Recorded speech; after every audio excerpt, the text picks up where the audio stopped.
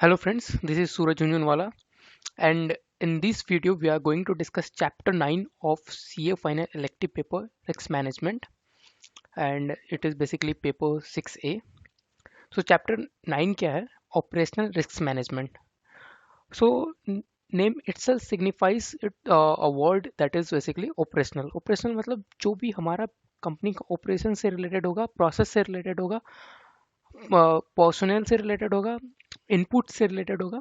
So that is basically operational.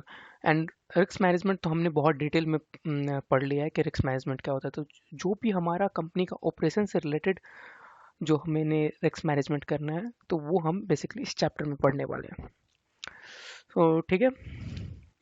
अब आते आगे इंट्रोडक्शन देखना है हमने और फॉर्मल डेफिनेशन देखना है. सो बेसिकली यहाँ पे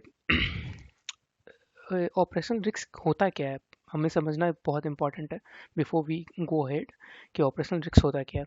the most commonly used and accepted definition of operational risk is from BECIL 2.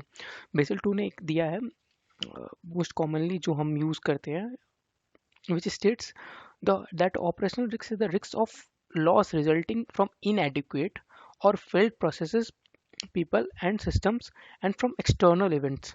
ठीक है. ये जो रिस्क ऑफ लॉस जो अराइज हो सकता है, बेसिल टू क्या बोल रहा है? ऑपरेशनल रिस्क एक ऐसा रिस्क है, ऑपरेशनल रिस्क एक ऐसा रिस्क है जो कि अराइज होता है फ्रॉम इनएडिक्वेट और फेल्ड प्रोसेसेस, पीपल, सिस्टम और फ्रॉम एक्सटर्नल इवेंट्स. कोई एक्सटर्नल इवेंट्स के कारण भी आ सकता है. और इसमें क्या क्या इंक्लूड होता है अपार्ट फ्रॉम जनरल पॉइंट्स? इसमें ये भी लीगल रिस्क भी इंक्लूड होगा, बट ये एक्सक्लूड करता है स्ट्रैटेजिक एंड रेप्यूटेशनल रिस्क. ये एक्सक्लूड क्या करता है? Strategic and reputational risk. यहाँ पे जो रेप्यूटेशनल रिस्क होता है ये हमारा एज पर बेसिल टू आपने एक्सक्लूड कर दिया, but normally reputational risk is a part of operational risk. क्योंकि अगर आपका ऑपरेशंस खराब होता है तो कंपनी का गुडविल हैम्पर होता है, and that is a basically on reputational risk. ठीक है. आज आप देख लो मैगी का एग्जांपल. मैगी में क्या हुआ था कि आपने अपना ऑपरेशंस जो कि उसमें बेसिकली लेड का अमाउंट आपने उसका इंग्रेडिएंट्स में, मैगी का इंग्रेडिएंट्स में आपने बढ़ाया, तो जिसके कारण क्या हुआ? अल्टीमेटली जो अल्टीमेट रिजल्ट था उसके कारण कंपनी का गुडविल को बहुत ही बैड इम्पैक्ट आया था. एंड देन आफ्टर कंपनी को बहुत एफर्ट लगा के रिवैम्प करना पड़ा खुद को मार्केट में स्टैब्लिश करने के लिए. ठीक है. So that is basically reputational risk. वो कहाँ से आया? कंपनी का फेल्ड ऑपरेशंस के कारण. अगर वो अपने ऑपरेशनल सक्सेसफुली कैरी आउट कर पाती, मतलब लिड को अपने विदिन द स्पेसिफाइड क्वांटिटी जो भी as per food association of India के हिसाब से रख पाती, तो आज ये ऑपरेशनल रिस्क अराइज नहीं होता एंड अल्टीमेटली रेप्यूटेशनल रिस्क नहीं अराइज होता. तो basically reputational risk is a part of operational risk, but as per Basel two ये नहीं होता है पार्ट ऑफ ऑपरेशनल रिस्क. ठीक है.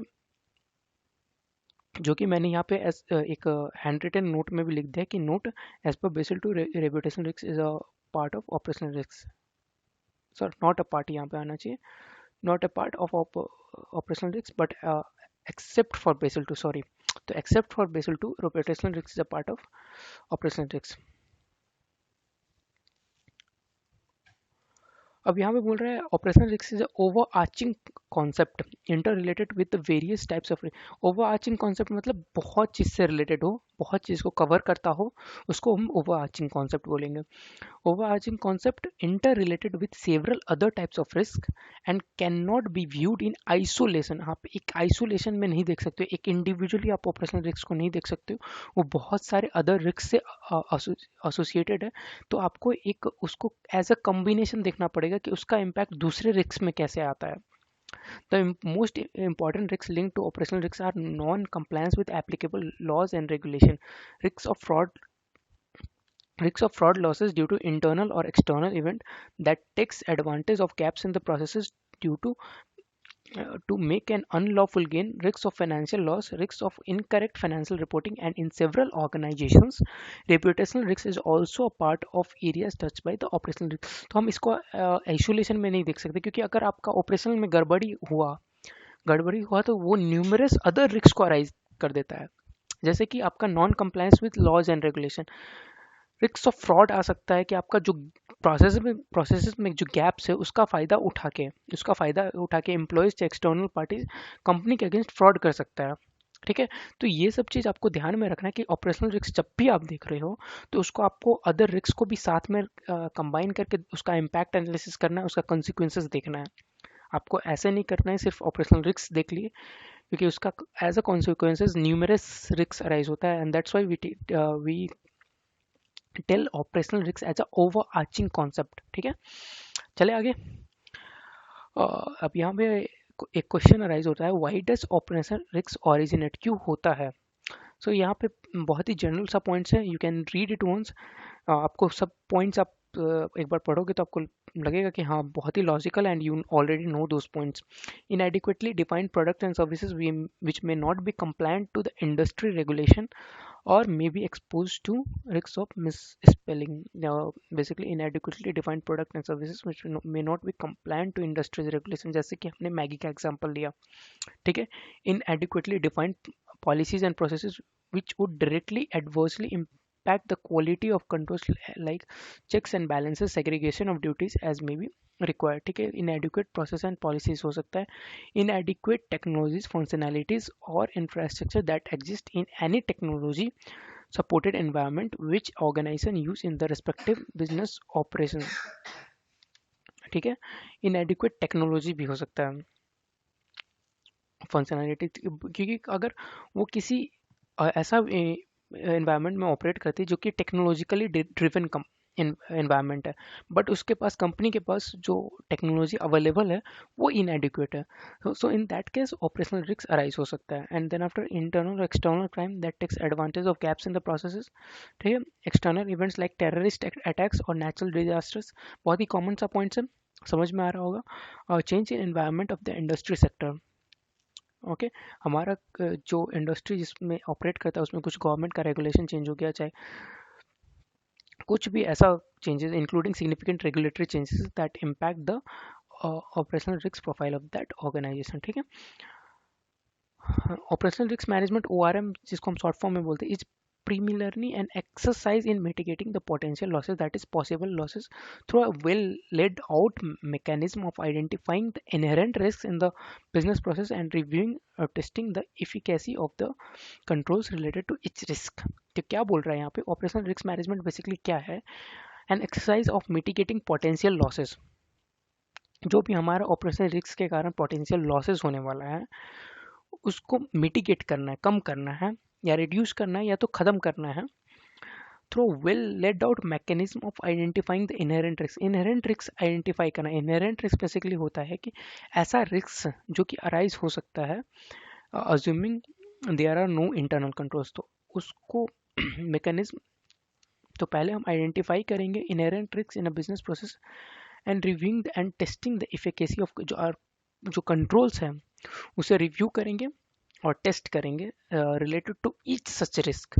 जो भी इनहेरेंट रिस्क से रिलेटेड जो भी अटैच कंट्रोल है, जो भी अटैच्ड इंटरनल कंट्रोल है हमारे पास बिजनेस के पास, उसको टेस्ट करेंगे, रिव्यू करेंगे, so that as a whole हमारा जो पोटेंशियल लॉसेस होने वाला है ऑपरेशनल रिस्क के कारण वो मिटिगेट हो सके।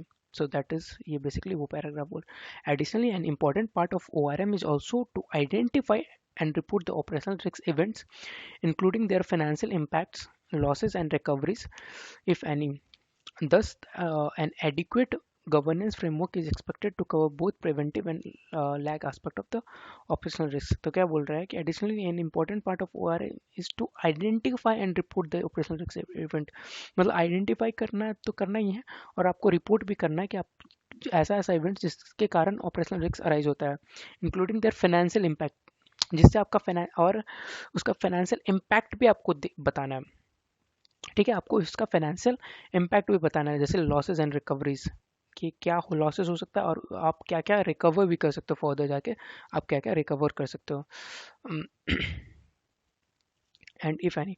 Thus, an adequate governance framework is expected to cover both preventive and lag aspect. आप क्या क्या इस ऐसा स्टेप्स ले सकते हो जिससे आपका ऑपरेशनल रिस्क प्रिवेंट हो सके and lag aspect of the operation. अगर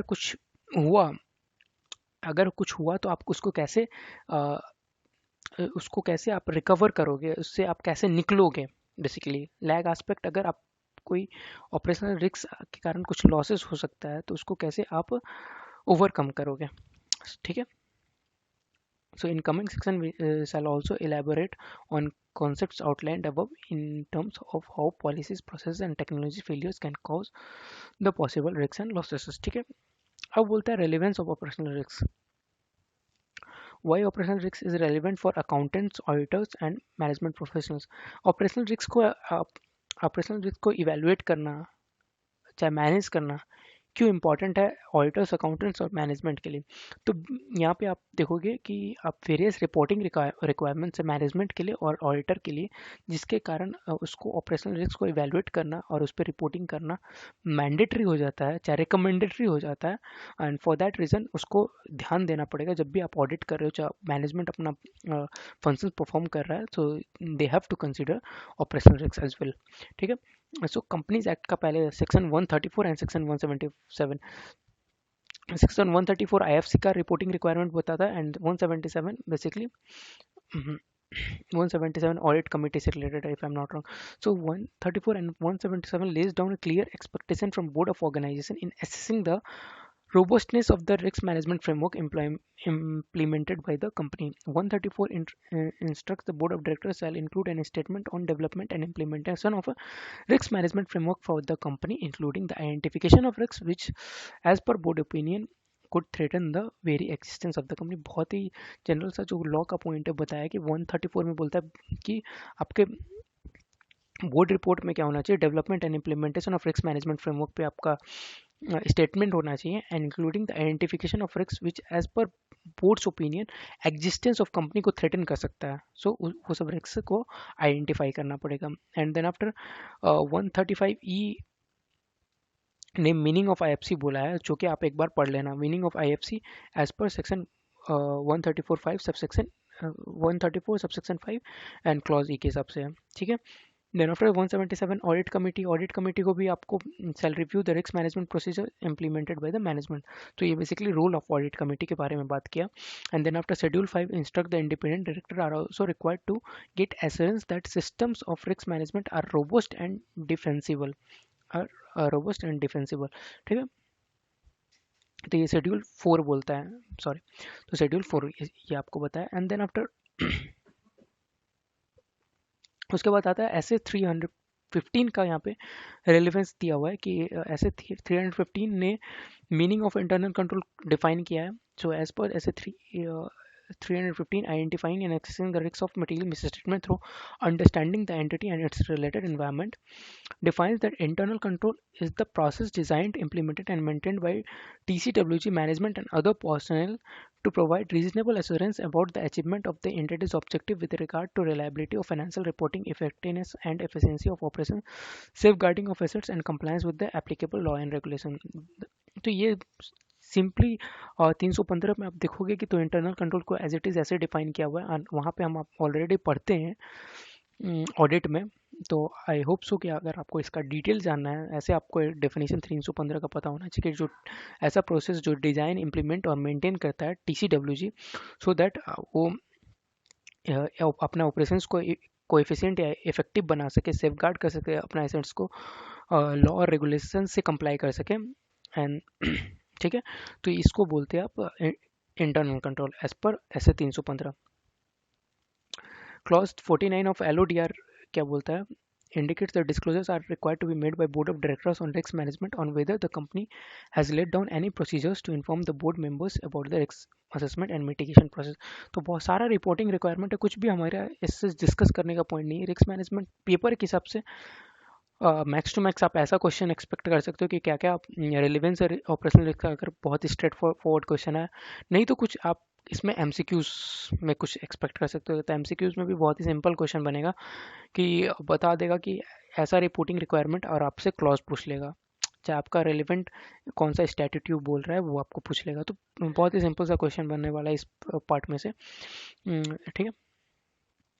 देन आफ्टर इसमें ICI guidance note on audit of internal financial controls over financial reporting has ठीक है, has several sections pertinent to understanding of operational control underlying in the process.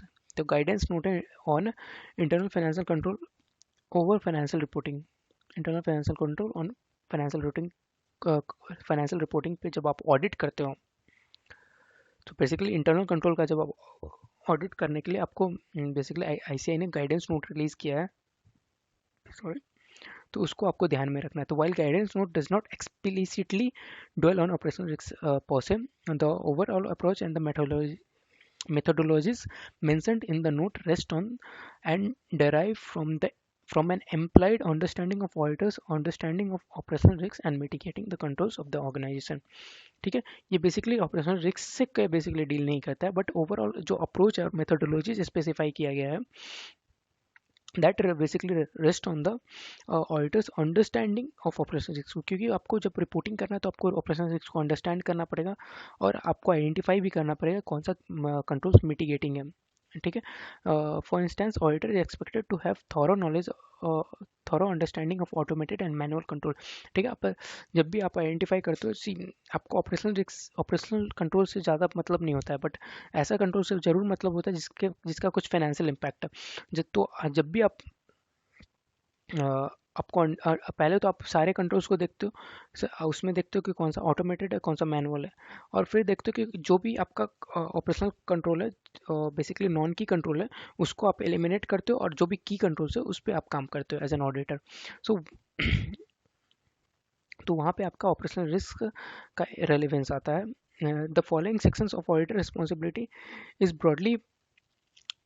broadly paraphrased from the guidance note, and it is recommended that student read it entirety for a holistic understanding। ठीक है, ये कुछ extract दिया हुआ है guidance note से जो कि आपको पढ़ना चाहिए, एंड फिर ये बहुत ही ऑडिट से रिलेटेड रादर देन हम रिस्क मैनेजमेंट से ज़्यादा ऑडिट से यहाँ पे डील कर रहे हैं। assessing risks across the organization that could lead the material misstatement in the financial risk। तो जो भी रिस्क जो कि across the organization है जो लीड करता है material misstatement in the financial statement, you have to assess करना है। segregation of duties, assessing the compliance requirement, fraud, risk mitigation and implementation of meaningful control strategies। ठीक है, बहुत ही जनरल सा पॉइंट है, you can go through this as well। Assessment of control environment including the use of technology to automate control activities to ensure timeliness, accurate and reliability of the information used in the financial control are dependent on underlying application systems that are used to generate, process, store and report the information in a manner that adequately addresses effectiveness, efficiency, confidentiality, integrity, availability, compliance and reliability। ठीक है, आप control environment को यहाँ पे assess करोगे, including the use of technology to automate control activities to ensure timeliness, accurate and reliability of information used in the financial control that are dependent on underlying application system that are used to generate। ठीक है, आप जब आप automated controls को access करते हो तो आप टेक्नोलॉजीज को यूज़ करके आप उसको डिटरमाइन करोगे, जो क्योंकि ऑटोमेटेड कंट्रोल आप मैनुअली तो कर नहीं सकते हो, तो आप एक्सपर्ट्स को इन्वॉल्व करोगे एंड उसको एक्सेस करोगे। एंड देन आफ्टर यहाँ पे आपको एक चीज़ और बोला हुआ है, सो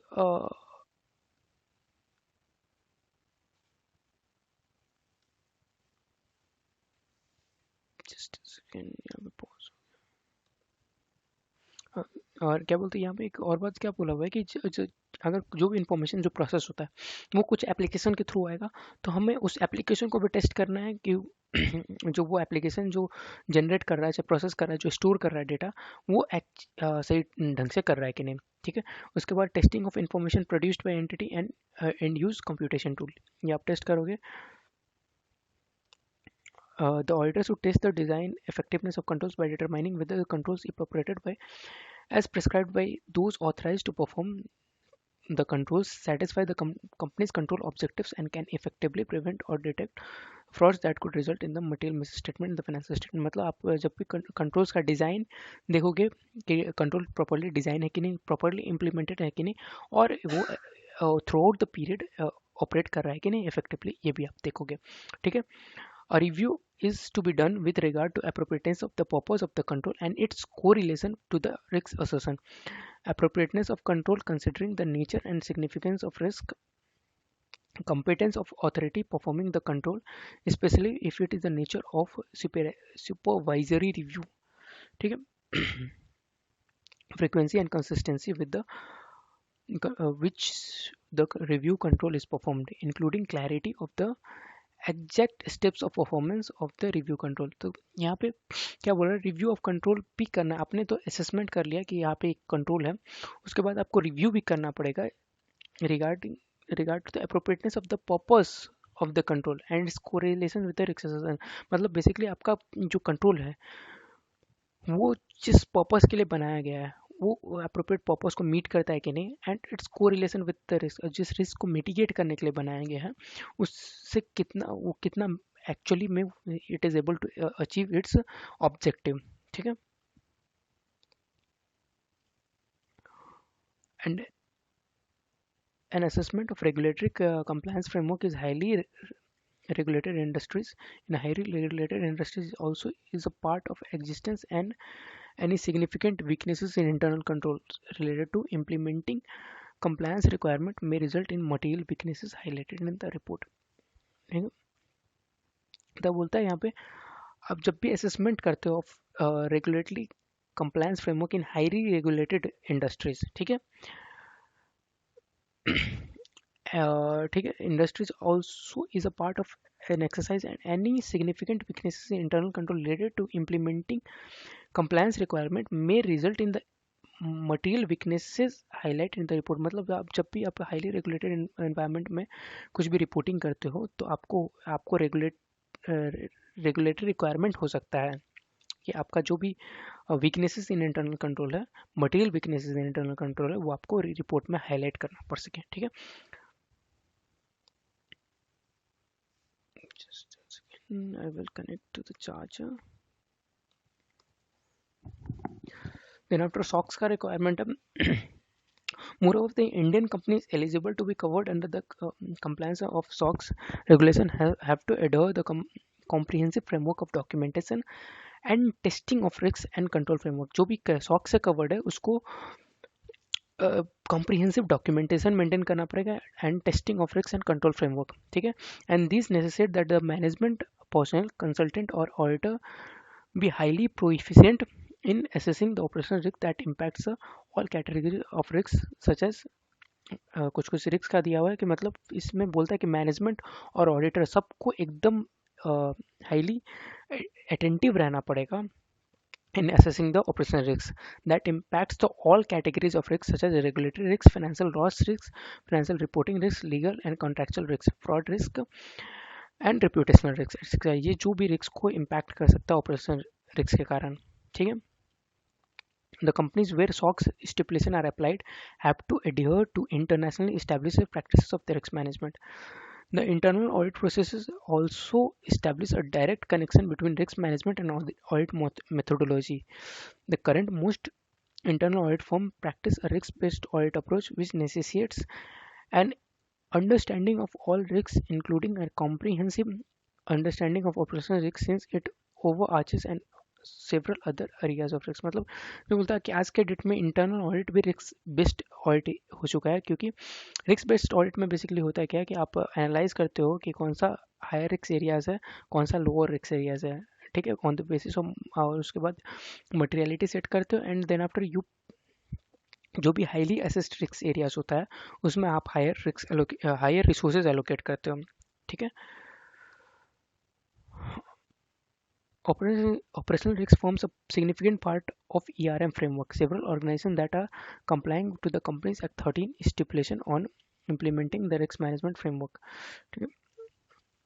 And several organizations adopt standards like ISO 31000 risk management, ISO हजार quality and ISO 31000 cyber security for better management of risks. Professional managers working on those are also required to have understanding of operational risks. ठीक है, उस जो भी ISO वगैरह से comply कर रहे हैं उस उसके कारण भी आपको ऑपरेशनल रिस्क का आइडिया होना पड़ेगा, आपको एसेस करना पड़ेगा. For highly regulated entities such as banking that come under RBI regulation, there are very comprehensive requirement of operational risk management. Banks are required to provide capital adequacy regulatory norms for which specific calculation methods are also prescribed as per Basel II. उसके बाद आता है operational risk management governance. यहाँ पे main एक point है आपका, as bank के लिए operational risk policy approve by board mandatory होता है. तो पहले एक बार ये पैराग्राफ और रफली पढ़ लेते हैं, फिर ये पॉइंट पे आएंगे.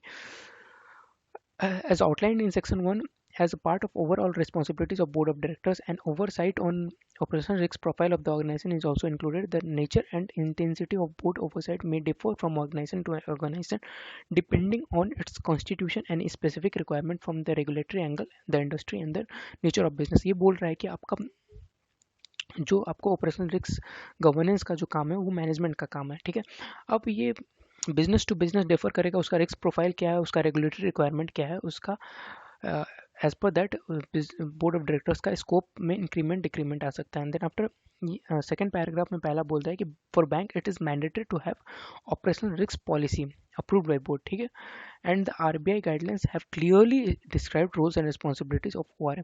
तो इस पे एक MCQ बन सकता है पहला हाईलाइटेड पे. And the RBI guidelines have clearly describe the rules and responsibility of ORM committee.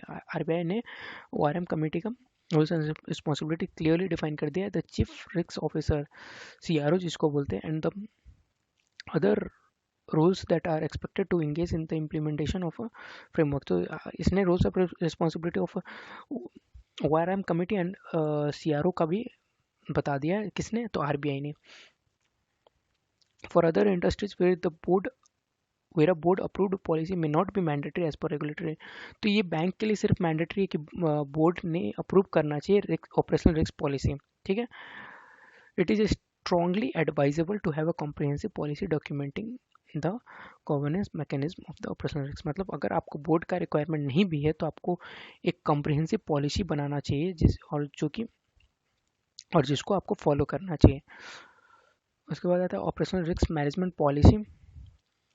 So operational risk management policy में आपको बताया कि this list is indicative not a comprehensive. कुछ आपको एरियाज कवर करना है, कुछ आपको एरियाज एड्रेस करना है ऑपरेशनल रिस्क मैनेजमेंट में.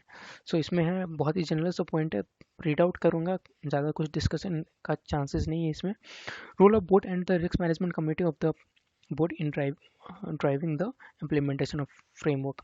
Setting up an operational risk management committee comprising of senior management with an outline of membership, quorum and frequency of meetings. A review of RCSA. RCSA के बारे में हम पढ़ने वाले हैं. RCSA basically management self assessment of control होता है.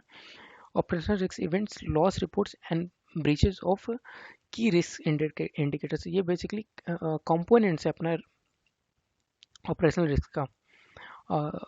ठीक है, तो ये रिव्यू करना है. Risk assessment of new products and services,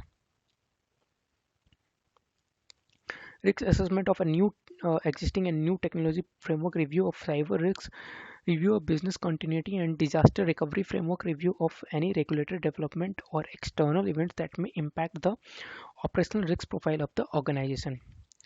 Management functions may highlight identified gaps and potential issues discovered by way of routine business or reviews and include the action being taken on them. The self-awareness of the management functions on highlighting such issues is an evolving process. इस पे MCQs बन सकता है. That's why I have highlighted that in a red box.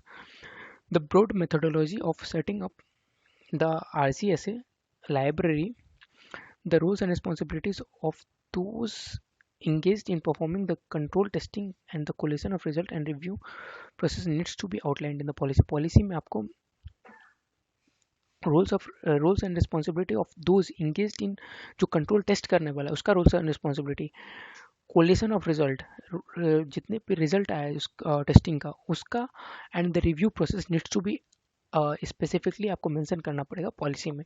The constituents of framework like RCSA, KRIs, loss data to be described in detail, followed by a brief on rules designed to perform the necessary activities. Each of the policy stipulations is to be ideally backed with the corresponding process notes to detail the granular steps in the implementation. तो ठीक है, आपने जो भी आपने बताया है उसके लिए एक प्रोसेस नोट होना चाहिए, एक आपका डॉक्यूमेंटेड नोट होना चाहिए कि आप उस बात को कैसे फॉलो करोगे and you will reach to the conclusion. Operating linkages with other unit such as those manage the policy and process documentation of the organization, product development, internal audit, regulatory compliance unit, information security officer, business continuity plan need to be outlined in, since operational risks impact all these areas. ठीक है, ये बहुत ही general सा point है. उसके बाद है capital computation methodology if applicable needs to be described in the policy. बहुत ही जनरल सा पॉइंट है, आप क्वेश्चन इस पर एक्सपेक्ट नहीं करते, मैक्स टू मैक्स MCQ आ जाए, और बहुत ही आप पे अगर ऐसे मेहरबान है तब इस पर कुछ डायरेक्ट क्वेश्चन पूछ सकता है. अदरवाइज आप इधर से क्वेश्चन एक्सपेक्ट नहीं करते हो अदर देन एमसीक्यूज आएगा तो कुछ एक नॉर्मल सा एमसीक्यूज आएगा कि जैसे आपका इसमें से कुछ एक पॉइंट, तीन चार ऑप्शंस में तीन तीन पॉइंट्स यहाँ से हो और एक पॉइंट कहीं बाहर से हो, और वो बाहर वाला पॉइंट बेसिकली करेक्ट आंसर होगा. So you have to deal like this. ORMC, Operational Risk Management Committee. Operational Risk Management Committee must conduct its business basis a charter or terms of reference. ठीक है, charter और terms of reference basically constitution of ORMC बता रहा है. And the proceedings and discussions are advised to be documented for the future reference and follow up on agreed action levels. The regular updates to board or risk management committee of board, if the task is assigned to it by board, have to be provided by management, covering key highlights of it, all the constituents. जो भी constituents of risk management framework like RCSS, KRI, उस पर आपको की highlights बताने होंगे. उसके बाद यहाँ पे फंक्शंस ऑफ ORMC बताया हुआ, आप एक बार मैं रीड कर देता हूँ. तो operational risk framework is effective if imbibed at all the relevant linkages who are managing the monitoring process at department level. Hence, it is advised that the committee instruct or arrange the regular training and awareness camps for the departmental staffs, including giving them sufficient understanding of the process of identifying new risks and adding them to the RC library from time to time, a process duly assisted and facilitated by operational risk unit. Okay?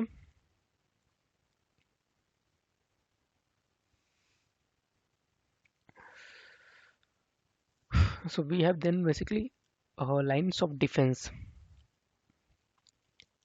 So lines of defense क्या बोलता है? Basel II norms indicate the recommended governance of operational risks in an organization by 3 lines of defense model.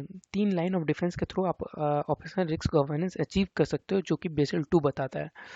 This is followed by banks in India to as a part of regulatory guidance के as a part of banks in India mostly use करता है as an operational risk management. ठीक है, however this concept can be used by other industries as well with customisations और modification के साथ other industries भी use कर सकता है. तो पहला लाइन ऑफ डिफेंस है फंक्शनल डिपार्टमेंट रोल, जो कि प्रोसेस ओनर होता है. They are suppose to have sufficient governance on operational risk pertaining to their areas of responsibility. जिस एरिया है उस पर आपको कंट्रोल होना चाहिए, उसका आपके पास इंफॉर्मेशन होना चाहिए. तो इसमें बोल रहा है कि setup the required policies govern the area of work. ठीक है, उसका पॉलिसी सेट करना है उस पर्टिकुलर एरिया जो कि आपको असाइन किया गया है. Then after establish the process notes, control steps in the process notes and mention the methods to measure the efficacy of control. आप प्रोसेस नोट बनाओगे एंड देन आफ्टर आप उसमें स्टेप्स बताओगे कि कैसे आप उस कंट्रोल को मेजर करने वाले हो. Performing the self assessment, and आप उस कंट्रोल का सेल्फ असेसमेंट करोगे and monitoring of the risk indicators. खुद से खुद जो कंट्रोल परफॉर्म किया उसका देखो क्या कितना इफेक्टिव वो कंट्रोल था. एंड इसका एग्जांपल है, in an financial organisation operational department often has a detailed set of process notes that assign controls steps to a designated individual and also method of measuring tracking if the controls were exercised properly.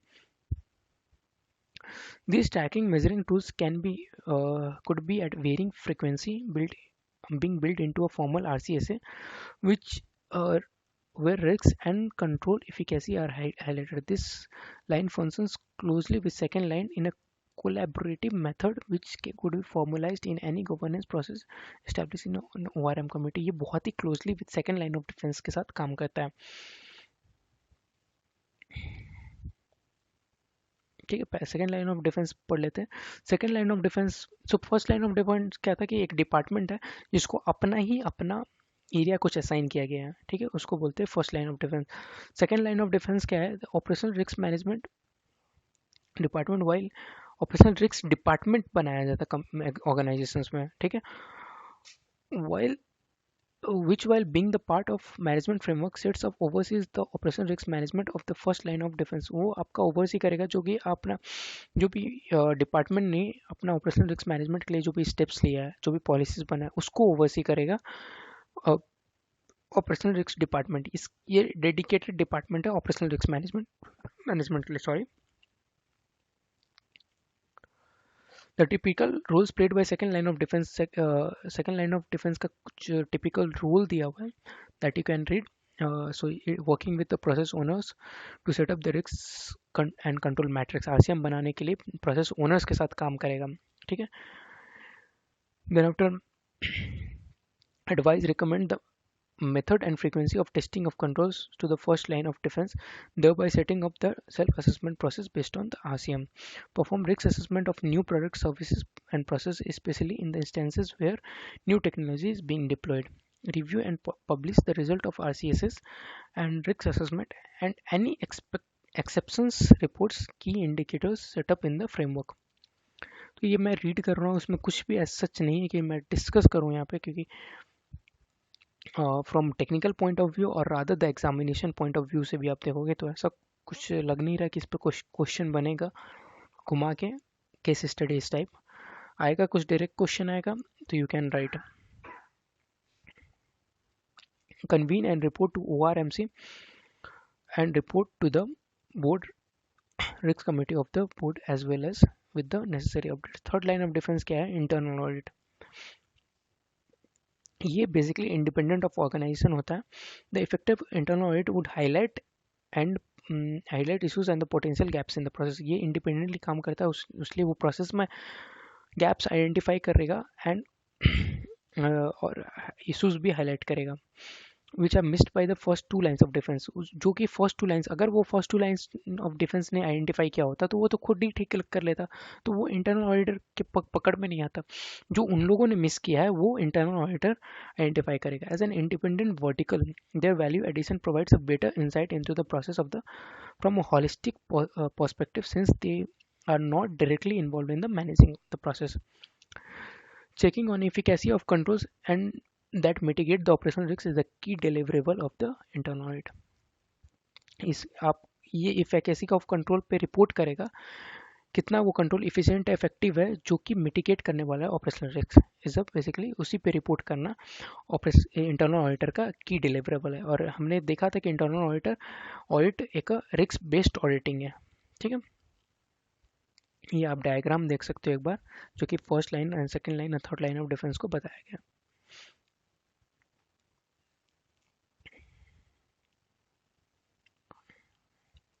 Then after we have effective policy framework.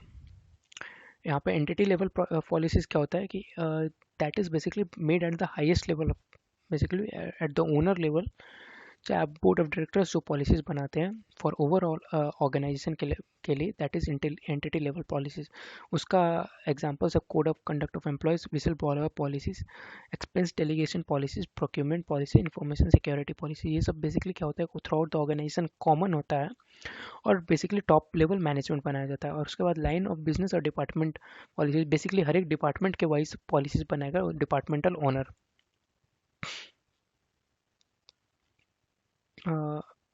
inadequate definition of policy statement and responsibility therefore are often cause of the operational risk events. Examples are क्या है create policy in lending institution, product specific policies in manufacturing industries, human resource policies, and the operational policies. Policies are often include a standard to which outlines the specific deliverables and minimum expected level of a performance in it. In some organizations, the standards could be maintained outside the policy document. Nevertheless, it's an advisable item to have in overall governance process. ठीक है, policies have to be made in a manner that are compliant to all the applicable laws and regulations. So आप जो भी policy बनाओगे वो सारे law and regulations से in compliance होना चाहिए. And then after we have process notes and standards operating processes. जो भी आप बोल लो, process note are detailed instruction. हमने पहले भी यहाँ पे बहुत जगह प्रोसेस नोट ऊपर में पढ़ा था, तो अब इसको फॉर्मली पढ़ लेते क्या. Process notes are detailed instruction that addresses the specific responsibilities given in the policy documents. Process note detail the roles and responsibility of each department responsible person in executing the process transaction. तो ये detail instruction provide करता है, एक note बताता है जिससे एक process बताता है जिससे आप जिसको फॉलो करके, जिसका इंस्ट्रक्शंस को फॉलो करके आपको एक स्पेसिफिक रिस्पॉन्सिबिलिटी फुलफिल करना है. ठीक है, वो डिपार्टमेंट वाइज बनाया जाएगा. It is expected that process notes have fair granularity on how exactly a process is executed, including the controls to be exercised in an advanced operational risk management environment. The process notes tend to be very articulate and define the process granularly and leave no scope for ambiguity or misinterpretation by those responsible for execution. Taking the same example as in the policies, in a lending institution, a credit process note would detail the exact steps that organization is to follow in a lending money to customer and all checks and controls expected to be done in the process. ठीक है, ये basically process note का, जब आप land कर रहे हो तो आपको क्या क्या चेक्स करना है, क्या क्या आपको स्टेप्स फॉलो करना है, that is basically a process note. Manufacturing process manual may describe in the detail aspect like factory specification, technology used in process or the sub process, the assembly line, the specific departmental and the individual roles and technical tasks, output, productivity and the quality expected. ठीक है, कुछ general से points थे again. Definition of RCM and RCSA. RCM क्या होता है? Risk and control matrix. To understand the risk and control concepts, we need to understand the various terms that are commonly used in assessing, H is elucidated in this section. और उसके बाद RCS से क्या बोलता है? RCM तो हम RCM को समझने के लिए there are various, we need to understand the various terms that are commonly used in assessing them. ठीक है, RCSA is a risk and control self-assessment when a test is tagged to each of the controls and management function performs that test. The exercise is known as RCSA. मतलब कोई controls के against कुछ test tag किया जाता है और management function वो control को परफॉर्म करता है इंडिपेंडेंटली, नॉट इंडिपेंडेंटली बट वो देखता है कि वो जो हमने कंट्रोल बनाया है वो कितना इफेक्टिवली परफॉर्म कर रहा है. That is basically risk control self assessment. This is a basic platform on which ORM framework is built. It has a critical constituent like a risk control, risk rating and control owner. तो ठीक है, ORM इसका critical constituent ये आपको याद रखना है, MCQs के पॉइंट ऑफ व्यू से बहुत इंपॉर्टेंट है कि इसका की कॉन्स्टिट्यूएंट्स क्या है. Risk control, risk rating and control owner. ठीक है, आज की वीडियो में हम इतना ही रखते हैं. आगे डिस्क्रिप्शन ऑफ इनहेरेंट रिस्क हम बढ़ेंगे. आई होप सो आपको यहाँ तक का समझ में आया हो. ठीक है, अगर अच्छा लगा वीडियो तो please give it a thumbs up. चलो, bye bye, have a good day.